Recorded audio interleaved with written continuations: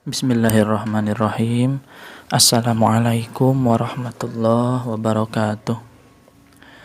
Baik anak-anak soleh dan solihah, sebelum pembelajaran dimulai, marilah kita membaca doa terlebih dahulu.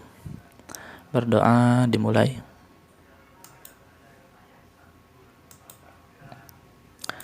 Berdoa selesai.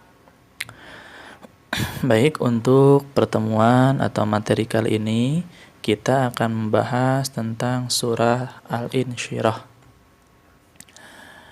Bisa kalian lihat di sini Arabnya atau kalian bisa melihat Al-Qur'an. Sebelumnya mari kita baca surat Al-Insyirah. Kemudian Bapak terlebih dahulu dan lalu kalian diikuti ya. Baik, adapun untuk tujuan pembelajaran kali ini yaitu agar kalian mampu membaca surat Al-Insyirah, mampu melafalkan surat Al-Insyirah, mampu menerjemahkan surat Al-Insyirah, mampu menuliskan isi kandungan surat Al-Insyirah, mampu menghafal surat Al-Insyirah, mampu menulis ayat-ayat surat Al-Insyirah, dan mampu menyimpulkan isi kandungan surat Al-Insyirah. Baik, yang pertama marilah kita mulai membaca surat Al-Insyirah. Diawali dengan Bapak yang membaca, kemudian kalian ikuti. Perhatikan lafadznya, perhatikan hurufnya, perhatikan makhraj hurufnya, dan perhatikan hukum tajwidnya. Bismillahirrahmanirrahim. Alam nashrah laka sadrak wa wada'na anka wizrak alladzi anqadha dhahrak wa rafa'na laka dhikrak fa inna ma'al usri yusra inna ma'al usri yusra فَإِذَا فَرَغْتَ فَانصَبْ وَإِلَى رَبِّكَ فَارْغَب. Shadaqallahul azim. Baik, ini arti surat Al-Insyirah bisa kalian lihat dan bisa kalian pahami. Selanjutnya yaitu mufradat. Al-mufradat itu arti masing-masing lafad, masing-masing hurufnya, masing-masing katanya dari bahasa Arab atau dari Quran surat Al-Insyirah. Mungkin di sini hanya sebagian karena takut memberatkan kalian untuk menghafalnya. Seperti itu, ada mulai dari alam nashrah, kemudian lafad laka, kemudian lafad sadrak, dan yang lain-lain bisa kalian pahami dan bisa kalian lihat.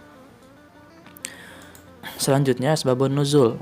Asbabun nuzul itu sebab-sebab turunnya surat Al-Insyirah.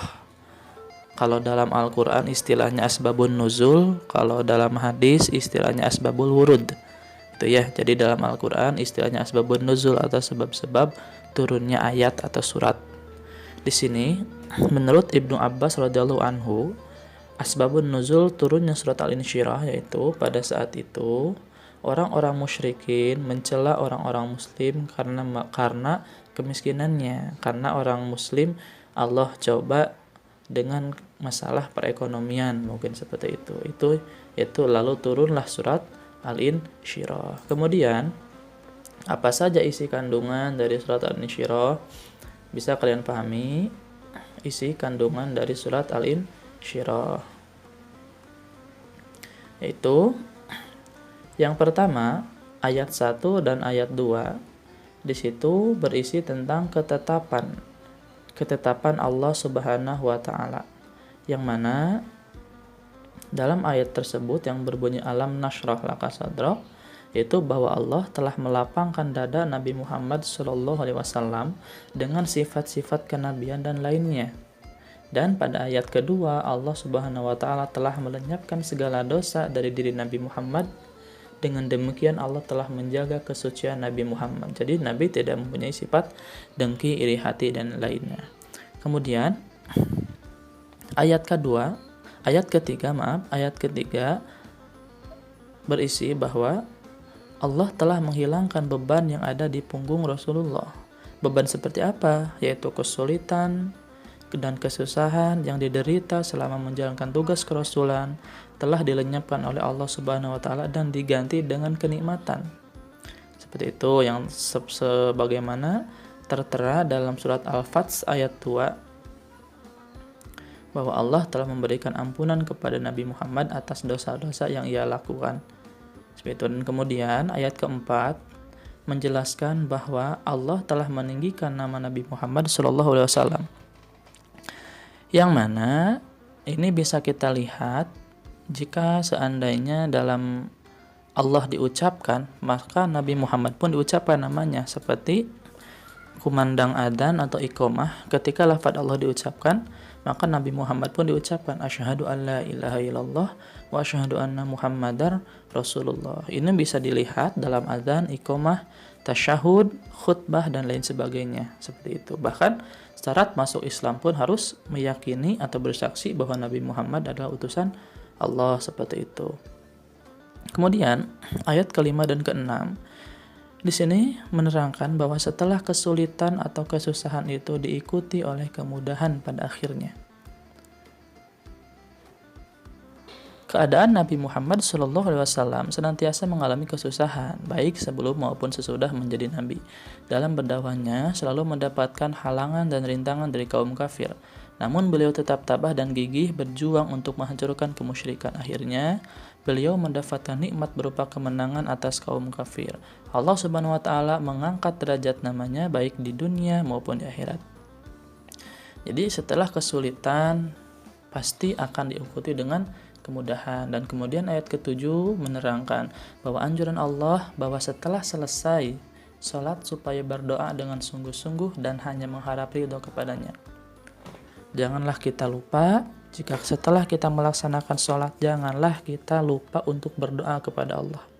Dan janganlah kita lupa untuk mendoakan ibu guru dan ibu bapak kita.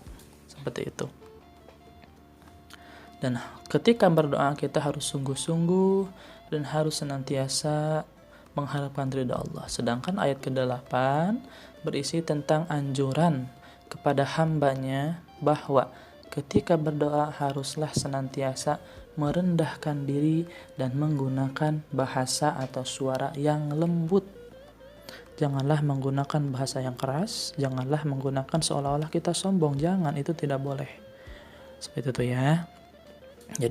Jadi itu merupakan isi kandungan surat Al-Insyirah. Adapun